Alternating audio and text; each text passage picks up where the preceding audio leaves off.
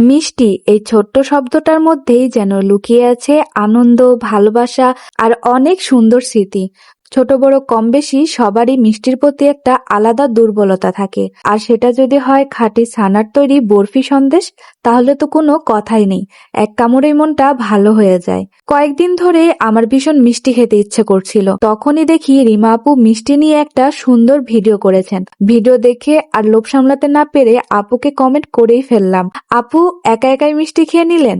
তারপরে আপু কিন্তু আমাকে সুন্দর একটা রিপ্লাই দিয়ে বলে, তো চলো একদিন তোমাকেও নিয়ে যাই। আর জানেন তো, ভালোবাসার মানুষরা চমক দিতেও জানে। আমার সেই কমেন্টের পরের দিনই আপু আমার সাথে দেখা করে আমাকে নিয়ে গেলেন আঞ্জুম কিচেন, রসগোল্লার জনপ্রিয় আঞ্জুম কিচেনের আরেকটি সুন্দর শাখায়।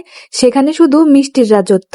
সেখানে গিয়ে প্রথমেই ট্রাই করলাম আমার সবচেয়ে পছন্দের ছানার তৈরি বরফি সন্দেশ। প্রথম কামড়ে মনে হলো এটাই তো সেই স্বাদ যেটা এতদিন ধরে খুঁজছিলাম। নরম টাটকা ছানার সাথে মিষ্টতার একদম পারফেক্ট মিশেল, সত্যি মন ভরে গেল।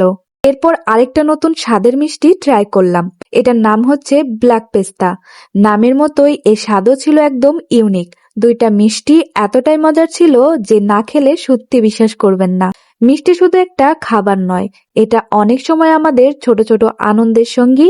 ভালো দিন উদযাপন হোক কিংবা মন খারাপের দিন, এক টুকরো মিষ্টি যেন সবসময় মনটা একটু ভালো করে দেয়।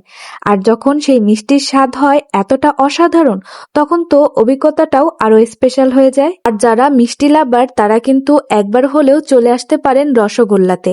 বিশ্বাস করুন, এখানে এসে মিষ্টির প্রেমে আরেকবার পড়ে যাবেন। সবশেষে অনেক অনেক ধন্যবাদ রিমা আপুকে এত সুন্দর একটা দিন আর এত সুন্দর একটা মিষ্টি খাওয়ানোর জন্য। আরো ধন্যবাদ রসগোল্লাকে এত সুন্দর মিষ্টি বানানোর জন্য। মিষ্টির স্বাদ যেমন জিভে লেগে থাকে, তেমনি কিছু মানুষ তাদের ভালোবাসা আর আন্তরিকতা দিয়ে হৃদয়ে জায়গা করে নেয়। এই দিনটা আমার জন্য ঠিক তেমনই একটা মিষ্টি স্মৃতি।